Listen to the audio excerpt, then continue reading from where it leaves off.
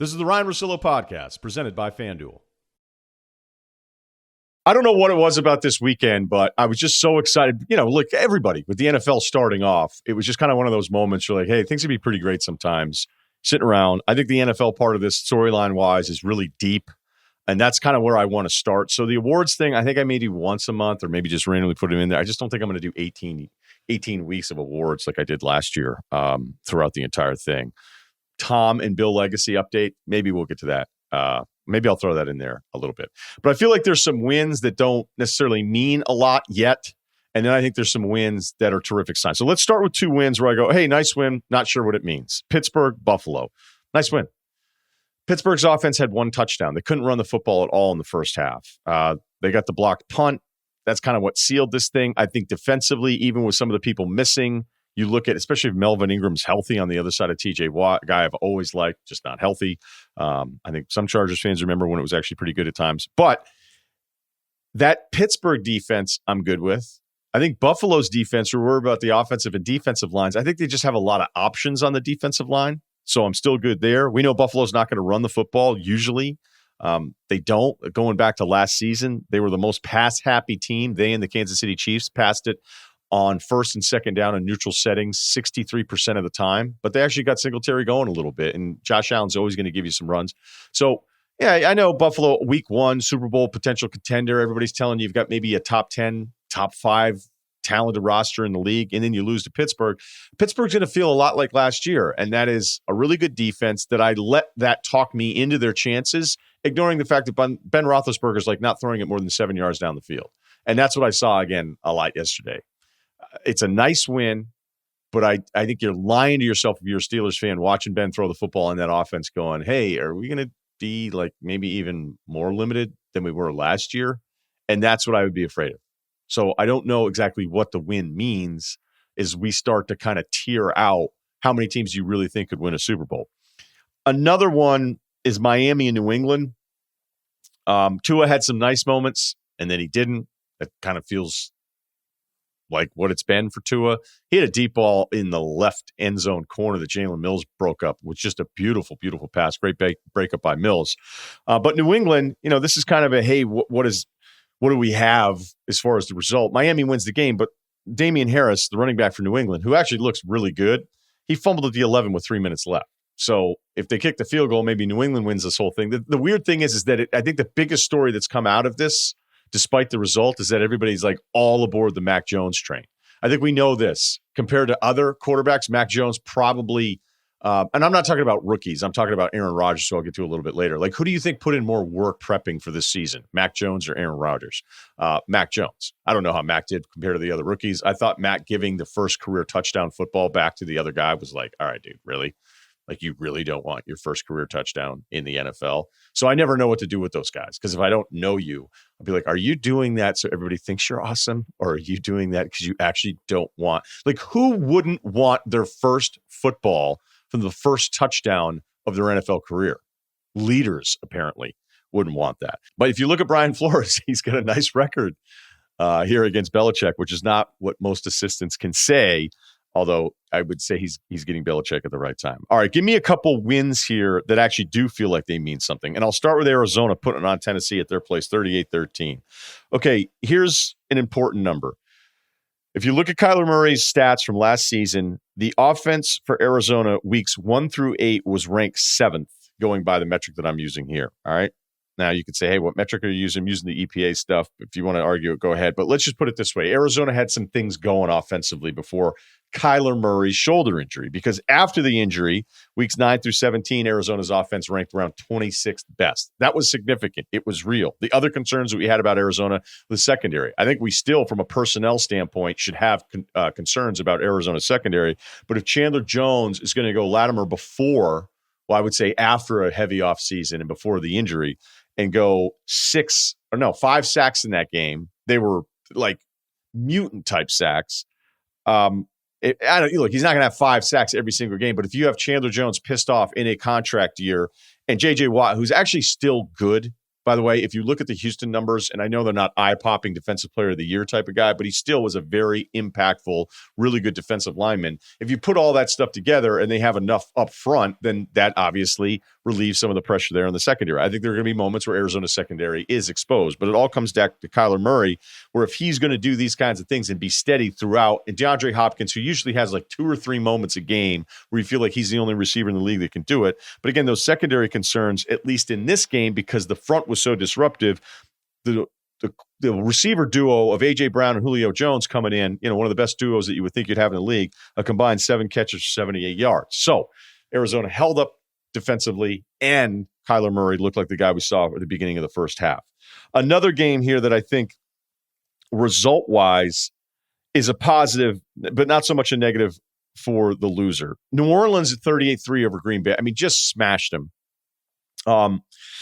We now have Sean Payton without Drew Brees. He's 9-1 without him. So now you're thinking, hey, is it really? The Brees thing is fascinating because if you look at where he is statistically the last couple seasons, the stats actually look really good. And if you look at New Orleans offense with Brees over the previous 2 seasons, so we're going 19-20, they ranked number 1 in EPA. Without him during the 8-1 run, that was really about more defense because New Orleans offense was 20th. So you're still thinking, man, Brees retired. Like, was he actually sneaky good? Problem was he couldn't get the ball down the field. He just couldn't. So kind of like we talked about with Ben Roethlisberger and some of those concerns, like, hey, maybe it'll be efficient. Maybe that completion percentage will be really good. Maybe this guy's going to avoid interceptions. But when it really matters, and what the QB analogy that I'll use now forever is, how I always talk about like the last couple minutes of an NBA playoff game? Like that's really where we separate the men from the boys. Who are you? What kind of superstar are you? Because really it's in that moment that I care the most. Like, how do you look? How comfortable are you? Are you making the right decisions? Are you forcing shit? Are you the kind of guy that just grew up with Jordan posters where you decide I'm just going to take a million bad shots because it's the end of the close game? Because it's the same thing with the quarterback. All of the numbers, some of these numbers now are irrelevant. There's guys throwing up 300 yards all over the place. It's 4 6-minute drill playoff, down 4. Can you push the football? At 3rd and 13 after a false start or a sack, can you make a play? And there's so many numbers that tell you there's all these quarterbacks that are terrific when, in fact, I don't know if those guys could do it. And Roethlisberger I would worry about, and clearly Brees couldn't despite these numbers that I just threw you. So now we spin it into a positive in Winston. Oh, I'm going to ask Dilfer about this. I don't know if you can fix somebody from being like mistake-free or as mistake-free as we can expect at the quarterback position when you have 30 interceptions in a season like Jameis did. But maybe, and if it's a maybe, if it's a slight adjustment from, I know the yardage and all the touchdowns, but you just can't win with a guy throwing 2 picks every single game.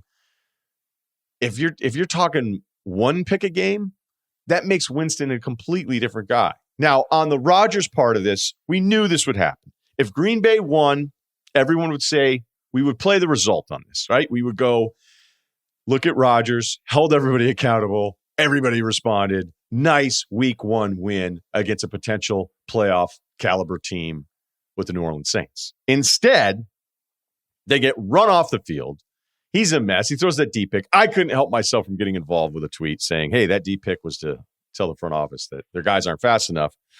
But I actually do like Rodgers. If you've listened to me going all the way back to the ESPN days, and I know we have a new audience all the time, I have been more pro Rodgers throughout his career than I have been anti. I thought at least for this offseason, it got old, all right? It got old, and I don't know if that's the reason they got smoked, all right? But that's the result that will play. I mean, when Rodgers, and we'll always do this too, we'll kind of just look at you. When you kind of have the man bun, is this guy playing for West Ham? Is he hosting open mic? And then we really trash guys for vacation pictures when you lose, right? Like as if him being in Hawaii with Miles Teller is the reason why they can't get it done. That none of that stuff is fair, but it's exactly what is going to happen. So they get smoked, and predictably playing the result is he didn't handle himself the right way. I didn't love his complaints because I felt like, hey, you are acting like you're Matthew Stafford. Okay. There'd be times where I would see people at ESPN complain and I'd go, can I be treated as poorly as you are? Because I know your deal and I know my deal, and you think you have it bad. But when the bad things are happening to us, or we think the bad things are happening to us, we only care about us. All right. We will look at it and go, no, but I don't care about you. This is how bad I have it. And then we turn it into this contest of how bad we all have it. We do it a lot in our industry, and apparently quarterbacks do it too. But it keeps going with Rodgers. And I'd said, I just need more. I need you to be giving me more information and justify how mad you are with this front office, because the team actually does pretty well. And yes, I know they took Jordan Love in the first round and you didn't really like that, but like, how long is this going to go on for? Like 5 years? And he just keeps talking about it all the time. But I've always liked Rodgers. I mean, if we want to run through a quick, just a quarterback deal here, Daniel Jones, don't see it. 4th and 4, still wants to run the football, turns it over all the time. Kirk Cousins, how about him yesterday? You want to talk about numbers? 36 of 49, 351 yards, 2 touchdowns, 0 picks. The field goal tying drive, 3rd and long, through a screen that kept the running back in bounds. So you're like, okay, I guess the touchdown's out of the picture here. You're just going for the field goal. And you're like, hey, Russillo, that was the right call. Got it to overtime. Oh, yeah, how'd you feel when it was 3rd and long and they were backed up in their own end zone, or not their own end zone, in their own territory, and he threw it 5 yards shy of the sticks to Thielen with a second defender closing on him and another guy trailing him? That throw had 0 chance of becoming a first down. That, to me, is Kirk Cousins. Out. Alex Smith, I was okay with him being benched twice. I know everybody really likes him. I thought both times when he's benched for Kaepernick and obviously Mahomes, the right call. Teddy Bridgewater. I feel like Teddy Bridgewater's the kind of guy that you have, and after a few weeks, you go, we probably could do better than this, even if you win a few games. Tua, I root for him. I'm still not sure what's going to happen. Jimmy Garoppolo, I wasn't into him when he was winning a ton of games. The Cam Newton quotes recently where he said, this is the one team where I had to identify what was going on. Dude, it's the only other team you've played on besides the Carolina Panthers. Zach Wilson, I don't know. I've heard some of the smartest football people tell me no chance, guys that scouted him.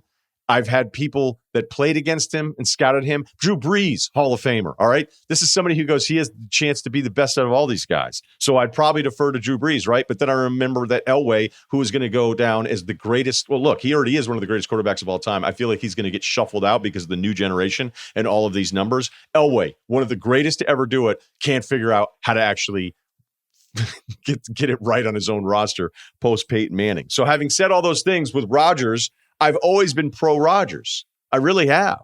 I remember getting in the hallway arguments with Cowherd about it because there's this weird number where if you look at Rodgers, it's actually like, oh, in close games, look how bad the record is. You're like, go through every single one of those game logs. You will be shocked how many times Rodgers actually put the team up and then the team allowed a touchdown or the game-winning field goal. So maybe that's the whole point. Maybe that's why Rodgers was mad about it.